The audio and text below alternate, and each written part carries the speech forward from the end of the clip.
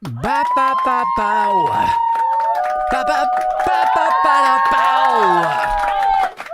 Ladies and gentlemen, it's Friday night. Welcome. Pull up a pew, grab yourself a bar stool at your breakfast bar, kick back in your bed, whatever you're doing to relax after another tough week of this insanity that we are all forced to enjoy or endure. Welcome. It's another episode of Aid Thompson and Other Disappointments. Episode 371, no less, guys. 371 tonight.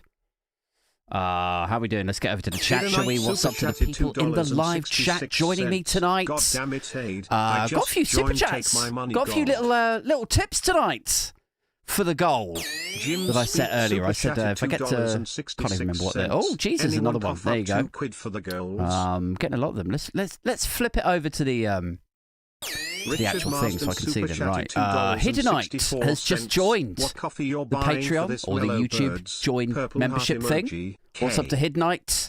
And Hiddenite has tipped £2. I've got a little goal set up tonight. I think it's the first time I've set one of these up. Like early on. Jesus Christ, there's a lot of them. We've got Hiddenite, got Jim Speak, we got Richard Marsden. What's up? How you guys doing? What coffee are you buying for this mellow bird's love? Says Richard, because I said like you have to define what's it like what you're going to spend the money on for the goal. And it's like, how will you celebrate if all of them chip in, if they do the super chat or super thanks tip cup thing? How will you celebrate if you reach this goal, Aid? I was like, I don't know. Buy a coffee? Like, I don't know if it reaches the gaudy heights of whatever I said. What did I say? Like £5 or something. I mean, that's just Jesus Christ. Another one's just come in. Wilson super chatted $11. Ashley Wilson, thank you so much. Ashley Wilson has tipped £9. Thank you, man. I suppose I should get on with the. Tim Ballum says, "I want to see Aid drink Mellow Birds. I want to see Aid drink Mellow Birds." Rolling on the floor laughing and then emoji. It says goal achieved. Thanks to the participants. Emoji. Aid Thompson just achieved the goal. Guys, that was a quick goal, wasn't it? Maybe I should set another one. This could get quite lucrative. Thank you so much to Tim, Ashley, Richard, Jim, and Hiddenite, our newest member of the membership of the channel. Anyway, welcome, guys. Hope you're all well. Hope you've all had a good week. Who's coming to the meetup? Anybody in the live chat that's coming to the meetup? It's on Saturday, the 7th of June. So it's only like 3 or 4 weeks away now. Usually find a little venue in London. Depending on how successful my break from alcoholism is, I may or may not jump on the sauce. We'll see how we're doing. But yeah, that's the Patreon and channel membership meetup. That's on Saturday, the 7th of June. That's in London. So if you join the Patreon or the channel now on YouTube, you could still come along to that. That absolutely is there for you. Maybe I could talk a bit about the Patreon a little bit later, about the other stuff that you get with that. Who else have we got in the live chat? Daily Blase, what's up? Diz is in the house. What's up, Diz? Tim Ballum super Tim chatted Ballum. $2.66. Badger emoji. Badger emoji. Has just badger emoji. Badger emoji. Badger emoji. Just tipped £2. Badger with a load of badger emojis. I don't even know, so I can't hear the sound effect, but is it just saying like badger, badger, badger, badger, badger, mushroom, mushroom? Now, is that what it's doing? Might have to turn the sound down on it. But anyway, should we get into it? Should we get into some stories, into some news? I feel like I didn't think through the sound of the alert, so I'm going to turn the going to turn the volume of the alerts down. There we go. Right, let's talk about what is in the news, people, viewers, listeners, people of the Booge. What's been going on? What's been happening out there in this formerly Great Britain? Guys, a quick run through of stories that you might have missed this week when you were no doubt busy and distracted by the Pope and these trade deals and all of the other stuff. So what else has been going on? David Beckham, very, very famous footballer. David Beckham has... people in the live chat are going like, India and Pakistan. That's really like hitting up. I'm like, a second. Can we just have a break from the chaos for a second? Guys. David Beckham, he turned 50 years old this week. David Beckham, 50. Doesn't that make you feel old?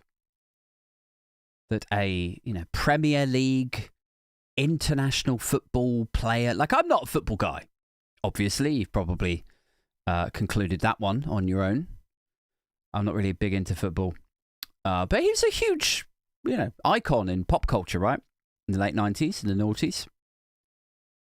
So for him to turn 50 is a real sort of moment of reflection for me. It's like, whoa, we're all getting a bit older now, aren't we?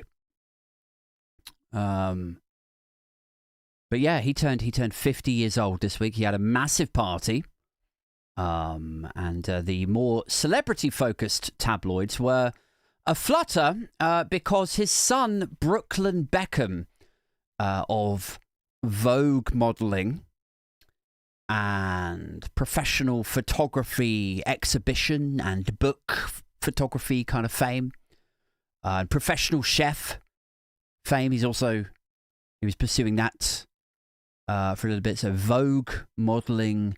He's done some photography, and then he's also had a stab at being a professional. He's definitely not of son of David and Victoria Beckham fame. He's definitely not the archetypal Nepo baby, is he? So yeah, chef, photographer, model, Brooklyn Beckham.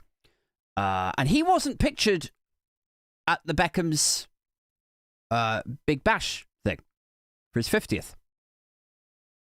Wasn't pictured there at all, guys. Seems that he deliberately missed the party. Not only wasn't he pictured at the party, he wasn't even referenced in any of the stuff about the family, the photos, the best wishes blurb on Instagram, or any of that. Like, they didn't mention him at all. And apparently this is some sort of ongoing beef, guys. Apparently this all goes back to some sort of fallout between Brooklyn Beckham and Romeo Beckham, the two elder sons. And then you got Cruz Beckham is the younger one. So it all goes back to a beef between those two, and now the one isn't being it's like he's being scrubbed out of the family stuff. And I think, like as a father of two children, reaching the age and maturity level that I have now at 44 years old. It's weird, you read a story like this.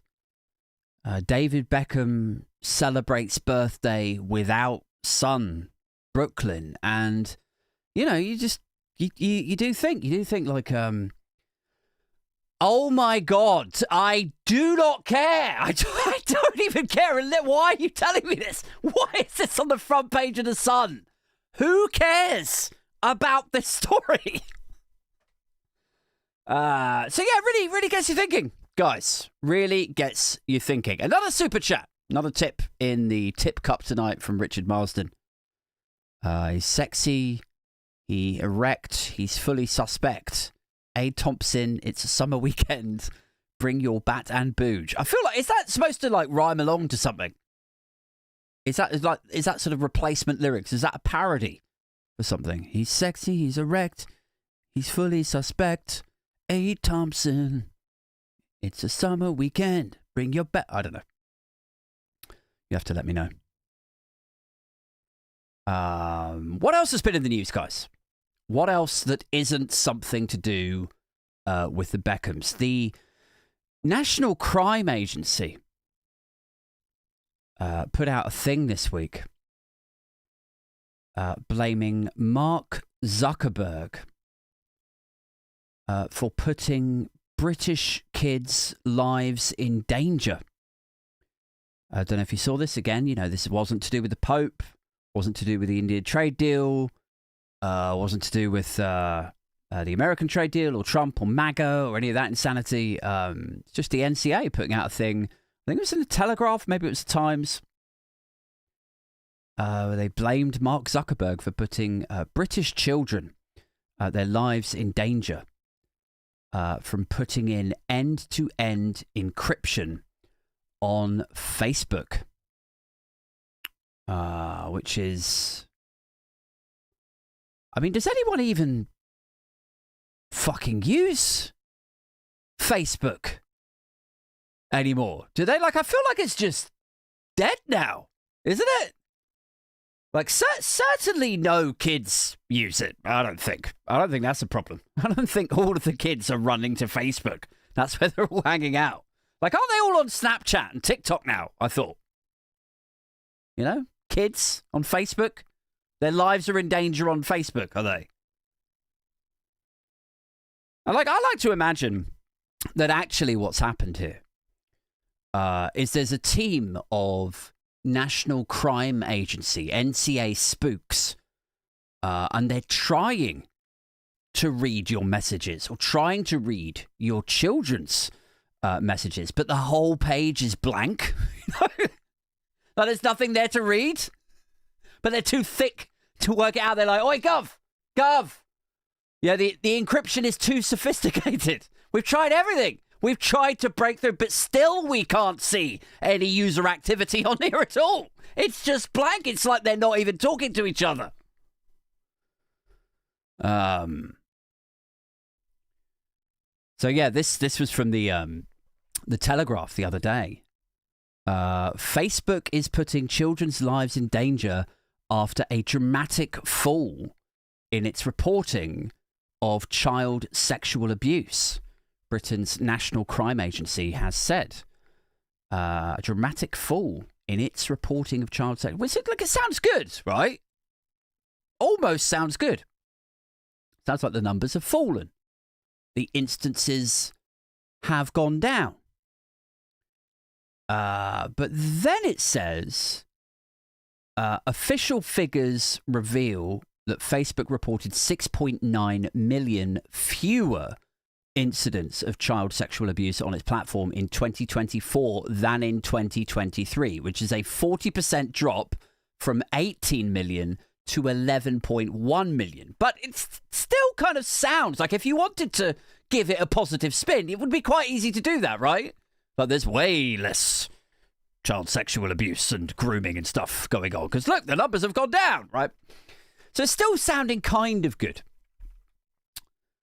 And then it says the directors of the NCA have blamed Zuckerberg's decision to introduce end-to-end encryption. They've blamed that for a sharp decline in reports. The NCA said encryption by major tech companies is putting users in danger, said Mr. Murray from the NCA. He said children on the site are less safe. Again, like children are on Facebook, are they? And tech companies cannot protect children and their other customers and live up to the Online Safety Act when they choose not to see illegal behavior. So it's like you're encrypting the messages, Facebook, or Mr. Zuckerberg. You're encrypting the messages, but then that means that not even you can see what's being sent from and to your child. Maybe. So how could you possibly be able to put flags on accounts, or monitor the kind of dodgy discussions that might be going on? How could you possibly monitor that and report them to the police or whoever when not even you know what the fuck it is that these kids are saying? So I get that. I understand that. But it's also a little bit like, if you have a 13-year-old, right, and they're messaging people on Facebook, like, that is a parenting problem, guys. That is what that is. That is a parenting issue. And I don't even mean that like, you should be a better parent and keep an eye on what your child is doing on the internet. You should be a better parent. You should be overseeing it. You should keep an eye on their phone. I don't mean it like that at all. I mean, you are obviously doing something really fucking wrong if your tween son is bothering to hang out on Facebook. Like, it's dead. It's just dead on there. It's over. Like, the only people who are still on Facebook now are, it's like 57 pensioners on there, on the Facebook marketplace thing, and they're sort of half haggling about a broken coffee table, half arguing about Brexit still. And then the other 2 billion accounts are just, people who've either left them or died, Like, I reckon half the fucking accounts on Facebook are dormant now. What do you reckon? Do people in the live chat still have active Facebook accounts? Do you go on them? Is there ever anybody? Actually, do you know what? Open mic comics, open mic comedians, they're still on Facebook, desperately reposting their own flyers to each other, begging each other to go to each other's other gig thing. It's also them. It's pensioners, dead people, and open mic comedians who probably will soon be dead people once they get through this last Edinburgh. But yeah, I mean, like, if your kid is running to Facebook, if your 13-year-old is hanging out on Facebook, they're like, oh, it sounds pretty neat. Sounds like a fun old time. Oh, yeah, I'd love to get on Facebook, Dad. Sounds like a rad place to hang out. That is a parenting issue. It's what that is. You are raising an emotionally unhealthy boy, and you need to fix it. And there's still time. You can still fix this. There is still time to save him, so he might show up to your 50th. What else has been happening? What else has been going on out there in Newsland? I've got a couple more super chats. Tim Ballum, sorry.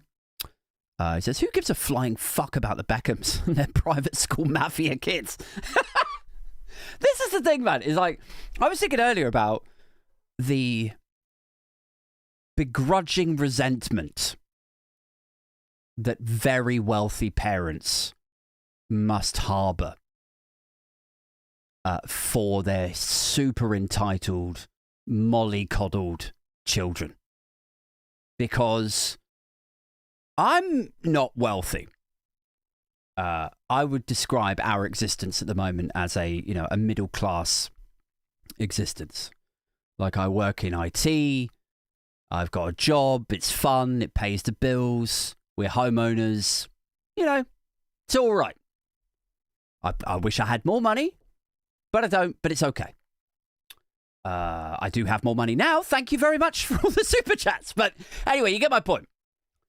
But there are times when I, as a gentleman who was raised on council estates, as somebody who moved house 6 times before I was like 16 or 17 or whatever it was, who walked home from school and like kids on my estate would like throw stones past my head to try to scare me. Another time they all surrounded me and like pelted me with snowballs. I got like snow bombed. As a kid who was raised in that existence, and we didn't have any disposable income, and I had to lend my paper round money to my mum just to get through the bills that month. As somebody who's lived that life, now I'm a little bit older, Now we have a home and we've got a little bit of disposable income. Now my son will be like, can I have this? Can I buy that? And it'd be like 250 quid. I'm like, are you insane? Or like he'll get upset.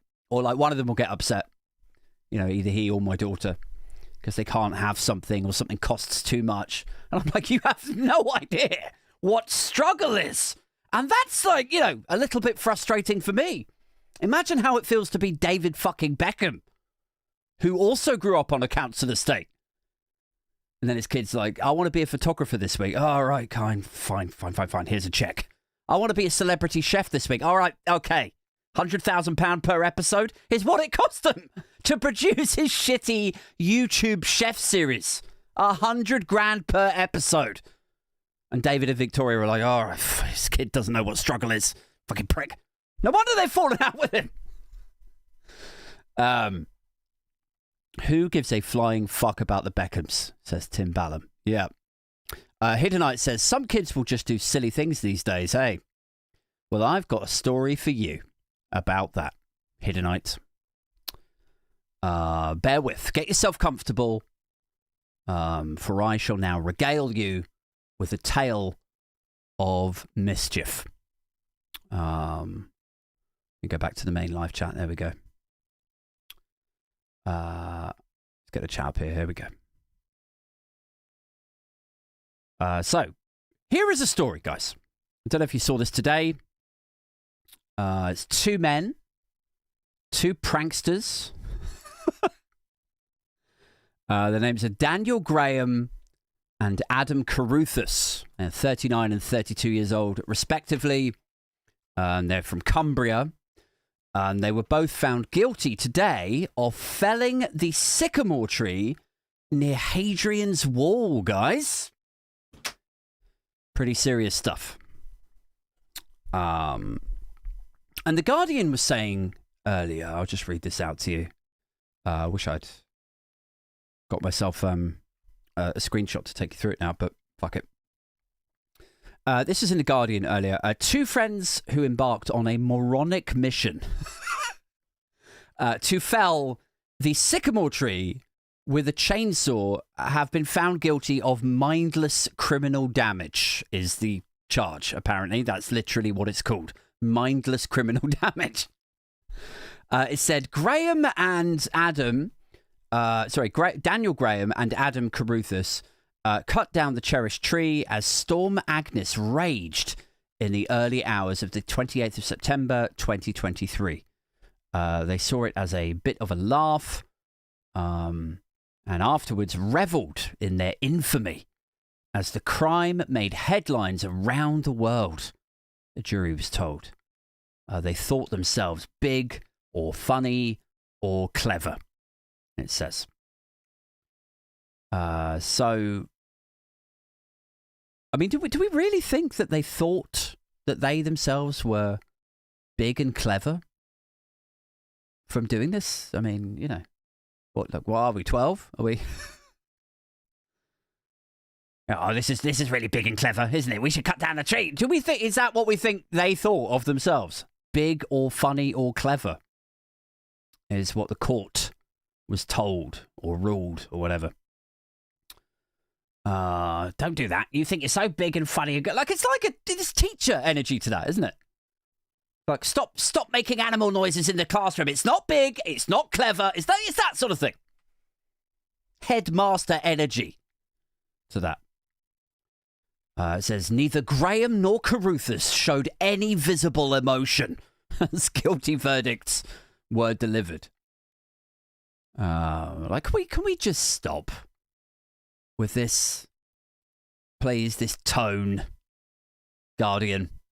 Can we stop fucking treating this like it's a double murder? It's how it's being reported, isn't it? Neither Graham nor Caruthers showed any visible emotion as their guilty verdicts were delivered. Like, it's a tree. It's a tree, guys. It's like, honestly, I feel like that should have been their defense, That should have been the way that their lawyer, their barrister, defended them in the court. It's like, whenever the prosecution or a witness or somebody gets up and soberly, seriously says how disgusted they were at their behavior, at their conduct, at their remorselessness, then the defense should just, stand up and be like, but I mean, it was, with respect, it was only a treat. I mean, all things considered, just, let's not get too carried away here. At the end of the day, it was only a treat. It's only a treat that we're talking about. Can't stress that enough, Judge. Then the judge would be like, I mean, that is a fairly compelling defense, to be fair. Maybe we've been in my own head a little bit too deeply about this one. Like, who honestly in the live chat thought or would have ever dreamt that cutting a tree down would be a criminal matter? So I really didn't. I never dreamed in a million years that you could get arrested and charged and convicted for cutting down a tree, guys. I mean, it's really not like I want to be open and honest with you guys now. It's really not like this whole time, I've been tearing through the woods of Hampshire, slaying your birches. That has not been, I haven't bothered to go out and do that. But, it's just, the way that this story is written about these two. It's like, they thought they were so big and so clever and they could get away with it. I mean, I doubt they did. I doubt they thought that they were big and clever, that this was hugely sophisticated. They showed no remorse. I mean, they didn't fucking kill anyone. It's not like they did something horrendous and then ran away with no empathy. Like, that is not what's happened here. Like, doesn't this just sound like, this sounds like two fucking idiots who got hammered in the pub. They had one too many Stellas, and one of them had a bad idea. Like, that's basically what this is, isn't it? It's like, let's not overthink it, Judge, The Guardian, Save the Trees, and people in the live chat. Let's not overthink. Doesn't this just sound like two lads in the pub, not the smartest guys in the entire drinking establishment? They had one too many, and one of them had a bad idea. That's what happened. The end. Like, I was reading this story earlier, and it reminded me of back in the day. Like, one time I was out with my friend. We were in the pub, having one too many. Probably Stellas as well, way back in the day, before I got into craft ale. And so we'd been out, like, for a while. We used to go out, like, 12 o'clock, 1 o'clock, lunchtime on a Saturday.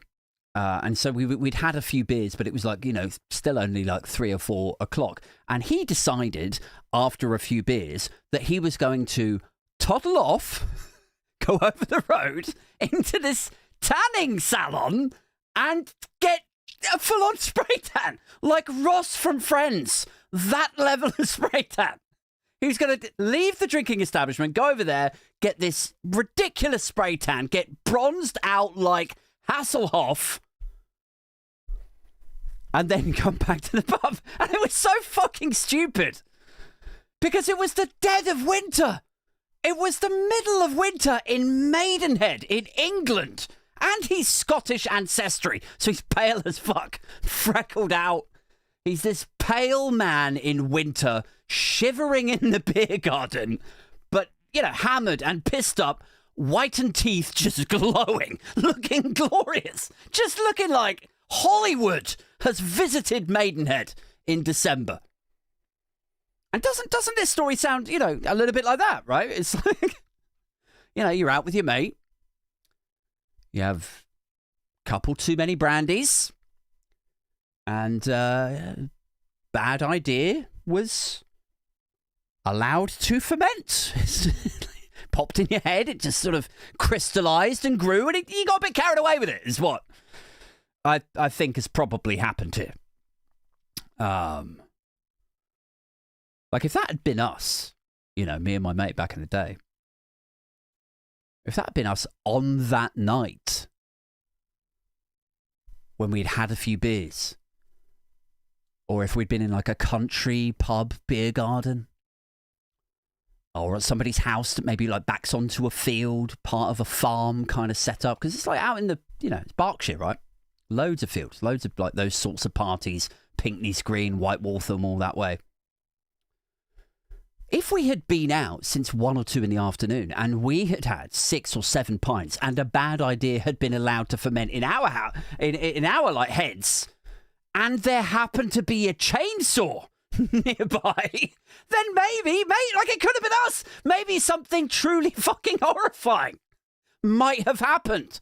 It's only through the grace of God that that story hasn't ended up being the thing and being, you know, ripped and roasted on some other motherfucker's podcast. You know? Might have done something truly horrendous. Like, you know, we could have had one too many Cosmos and given the Hawthorns a haircut with that thing. Like, I don't want to sound insensitive here, guys. I don't want to sound, you know, like I'm not an environmentalist. I am, you know, I love the trees, love the bushes, love the environment. We should save them. We shouldn't go around cutting trees down willy-nilly. I'm not saying it's okay. I'm just saying it is only a tree, you know, so let's react and punish this appropriately. Shall we? You know, proportionately. Nobody's died. It is just, at the end of the day, a tree. Anyway, it says the judge, Mrs. Justice Lambert, says she would pass sentence on the 15th of July, by which time pre-sentence reports would be ready. She's remanding both men into custody. She said they could face a lengthy period in jail. A lengthy period in jail for that. Jeepers. Jeepers, guys. This is serious.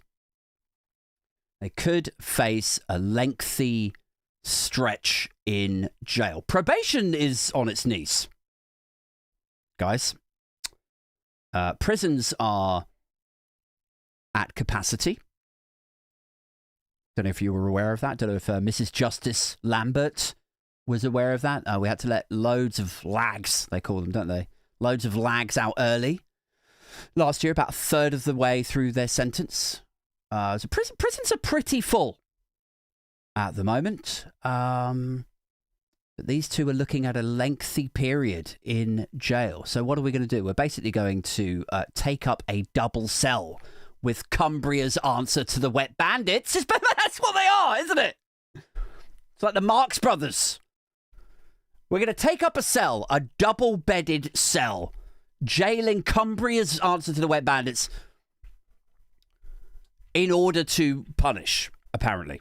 In order to act as a deterrent. Here. Remanding both men in custody. She said they could face a lengthy period in jail. And, you know, it's important to me that I clarify this before anything gets taken out of context or before anyone catches the wrong end of the stick here. Don't get it twisted, okay? Honestly, I'm not saying it's nothing. I'm saying, you know, it's a shame that it was torn down. It is a shame. Clearly, they shouldn't have done it. But I am saying that the punishment and the severity and the seriousness with which we are reporting this and punishing it, it is kind of ridiculous, isn't it? That these two morons are being given these lengthy sentences. You know, like they don't need these two. They don't need lengthy sentences. What they need is their own show on MTV. That's what they need. Just endless pranks that go bad.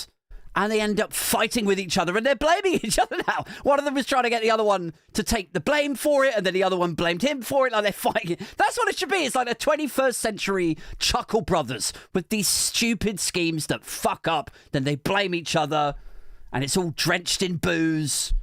You know, you could get the Jeremy Kyle producers in. You could ply the two of them with booze, show them to the chainsaw, and then stand back and film what happens because it's Britain in 2025, and honestly, I would watch that. But no. No, instead, ladies and gents, and everything in between, instead, what we're about to witness is a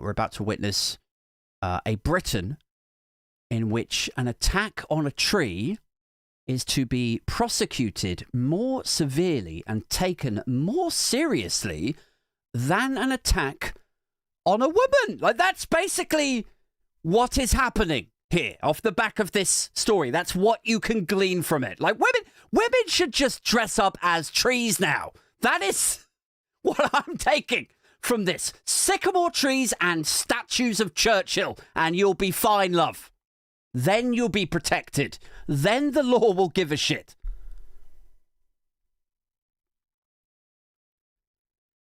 I don't know, man.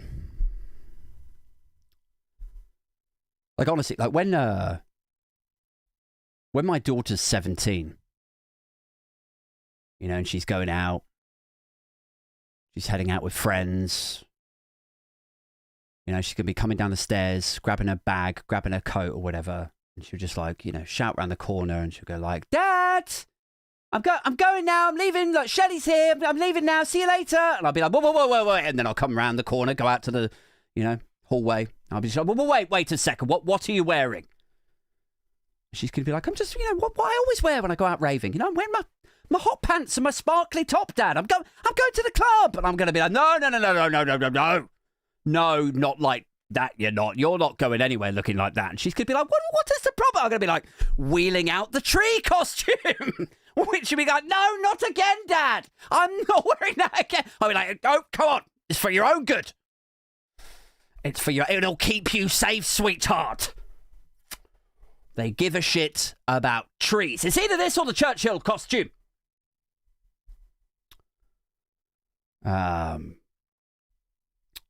Do I need to check on the old super chats? Let's have a look.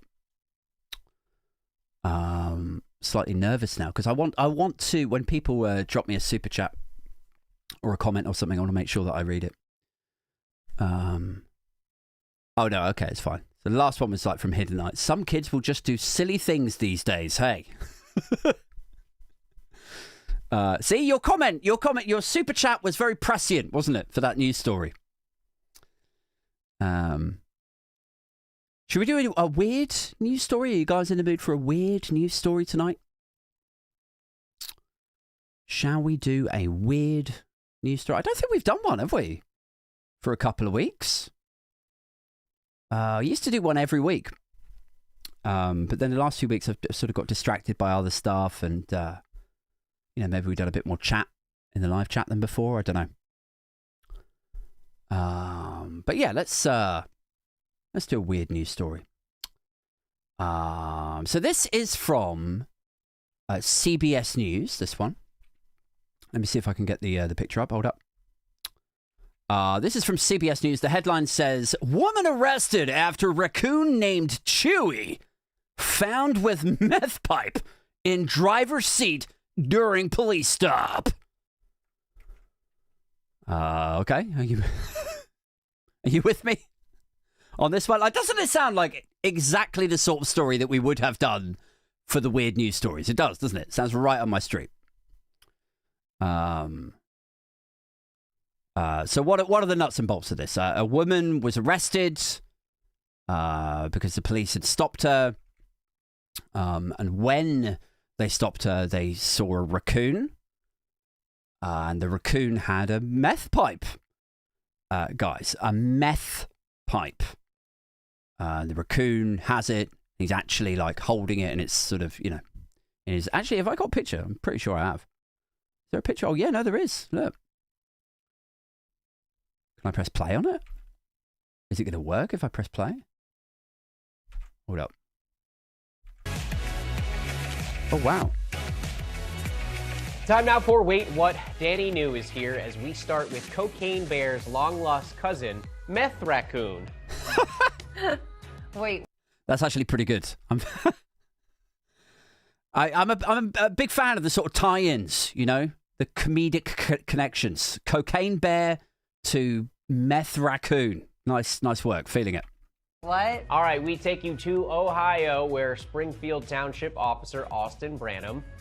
Could you get any more of a middle America place for something as outrageous as this to happen than somewhere called Springfield in Ohio? Like the reason that they called it Springfield on The Simpsons is because there's a Springfield in all of those middle America counties and states. It's the most non-specific place ever.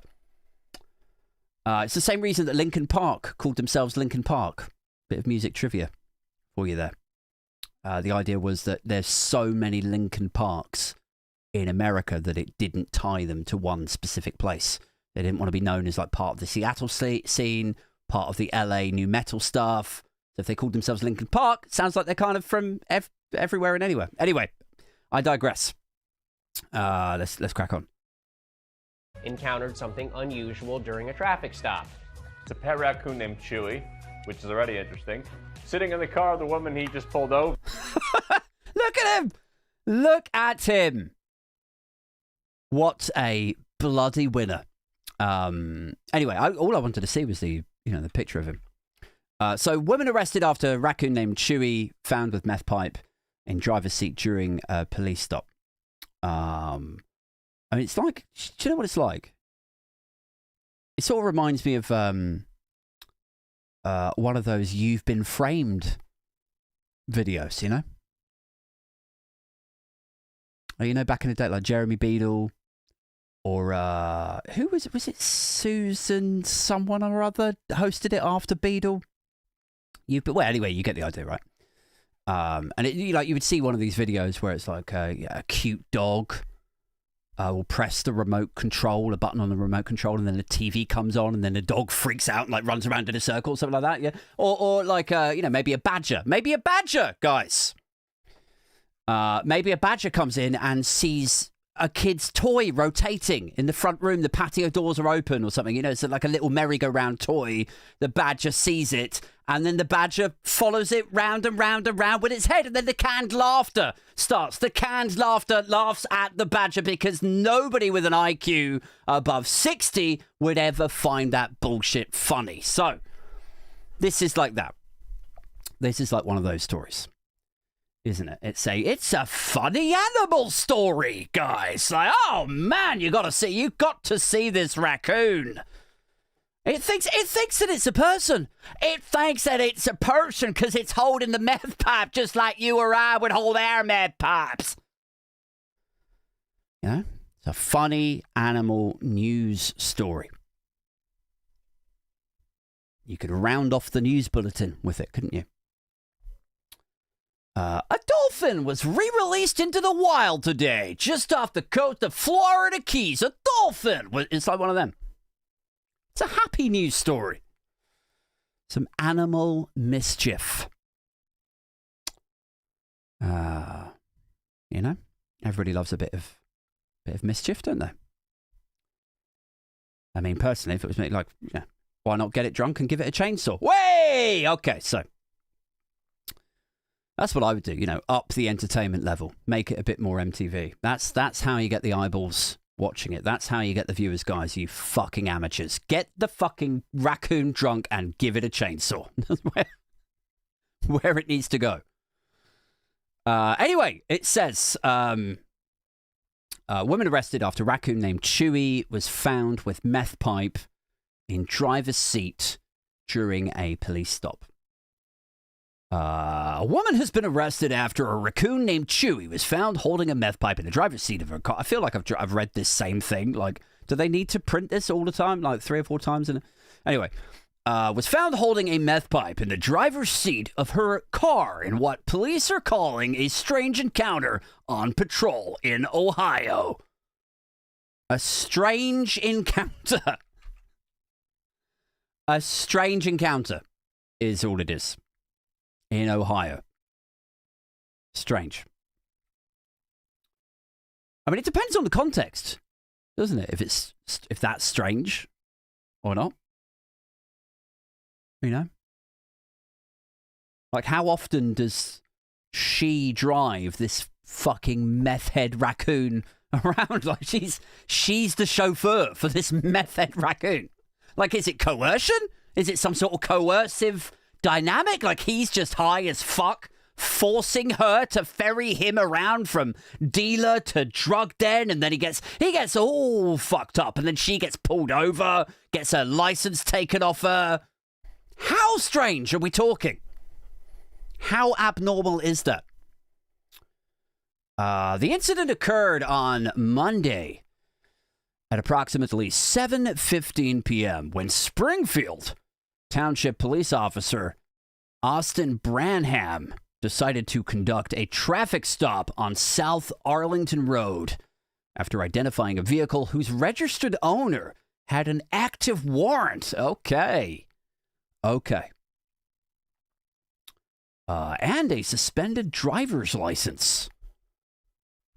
According to a statement from the Springfield Township Police Department released on Tuesday. Okay, fine. So she's not unknown to Ohio, to Springfield Police. It says, when Officer Branham approached the car, he found 55-year-old Victoria Vidal of Akron, Ohio, and was able to detain her without incident, authorities said. However, things took an unusual turn, according to the police statement. As Officer Branham returned to the vehicle, he observed a raccoon named Chewy sitting in the driver's seat with a meth pipe in its mouth. Okay. Chewy had somehow gotten hold of a glass methamphetamine pipe.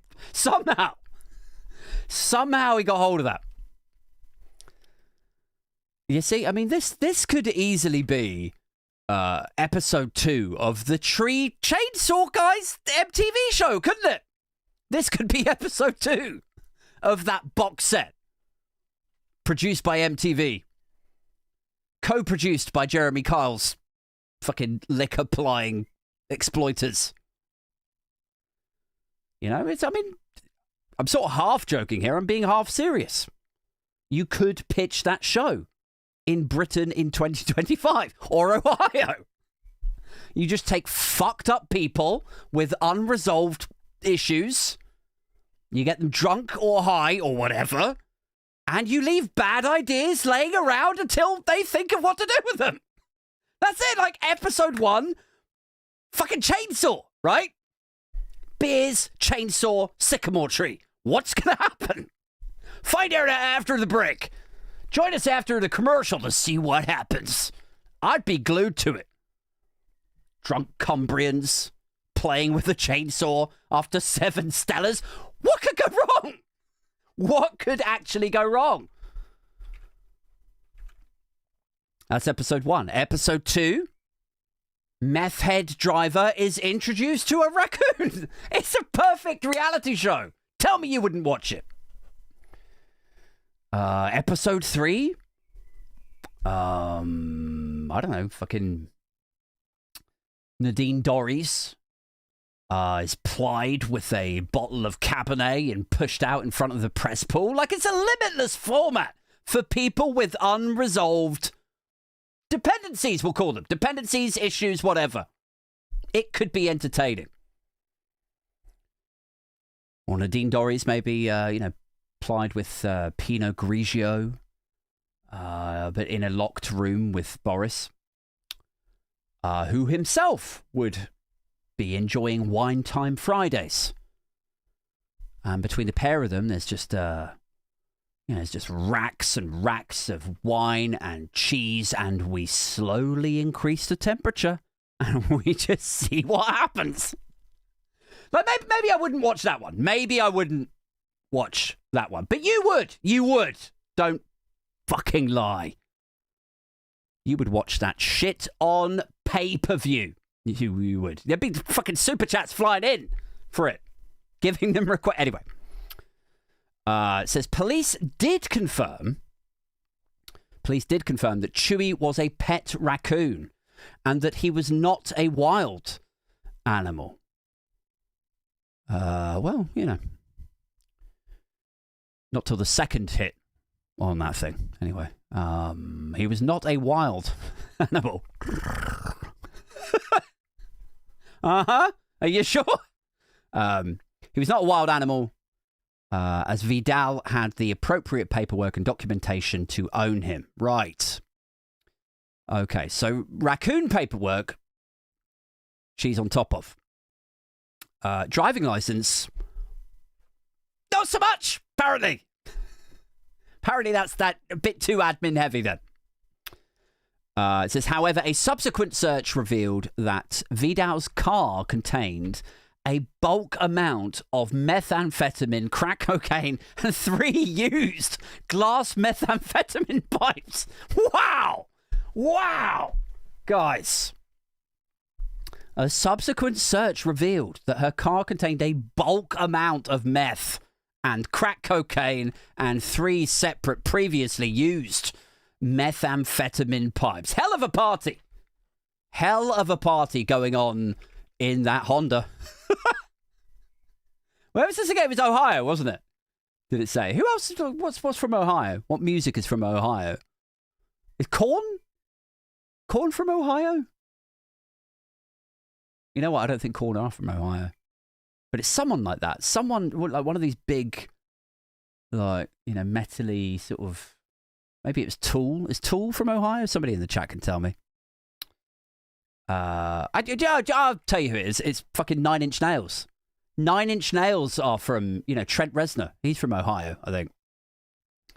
So yeah, fucking bulk amount of meth, crack cocaine, 3 used glass methamphetamine pipes, fucking 9 Inch Nails blaring out of the Honda speakers. Sounds like a good time, guys. That is the kind of party that even Brooklyn Beckham would show up for. All right, okay. Guys, that's it. That's it for the podcast proper. If you're not a member of the channel yet or signed up for the Patreon, either or is fine. Do consider it now because we are doing a Saturday night in London, Saturday, June the 7th. So it's only a couple of weeks away. So if you want to come along to that, meet me, have a couple of drinks. We'll put the world to rights over its many, many wrongs. We will rip, roast and ridicule once more together in person in London, probably somewhere around Brick Lane area. Haven't decided yet. But if you would like to attend, you can join the Patreon now or join the channel. You just go to my profile. There's a join button there. You know the deal. But also for joining, you get episodes of the podcast 2 days early, 2 days before everybody else. You don't even need to listen to it on Patreon or YouTube. You can have an RSS feed that plugs into your favorite podcast player. So I give you a link and it just downloads it to your normal podcast player, whether that's like Apple or Spotify or whatever. So you get that. You get access to the Discord. You get meetups like the one on Saturday, the 7th of June. You get credited at the beginning of shows like I had for all of the £5 and upwards tier members. And yeah, I think that's it. Oh, you can have a Skype one-to-one with me as well. If you're feeling really exploratory and you're feeling the love and all of that shit. I'm very happy to jump on a Skype. Or actually, Skype is no more now, is it? They finished Skype. It's all over. It's just Teams now. So I guess it'd be Teams or Zoom or fucking Google Meet, if that's still a thing. So yeah, I've met a couple of you guys, a couple of the Patreons on there. I've met Diz in person. I have... Who else have I met? Yuri is sometimes in the live chat. Yuri's in there tonight, actually. Look, there he is. Had Skypes with him. I've met him a couple of times, I think. Who else? Mojo Sabian, I've had a Skype one-to-one beer with. So yeah, don't be shy. Don't be a stranger. If you are on one of the tiers that you get that thing from, then just shoot me a DM or jump in the Discord or whatever and just let me know. Right, that's it for the podcast proper. I will be back next week with more paper reviews, more podcasts. I do 2 of them each week, a midweek one and a Friday night live one. So I'll see you or speak to you all then. But for now, we're going to break this down. It's the lock-in. That's where we break it right down. No more prep. No more material. Literally just Q&A. You could just ask me some questions and we could just talk shit. We can put the world to rights once again. Let's fucking do this. You ready? Here we go. Where's my locking stuff? Where is it? Hold on. Here we go. Ba ba ba ba boom. Here we go.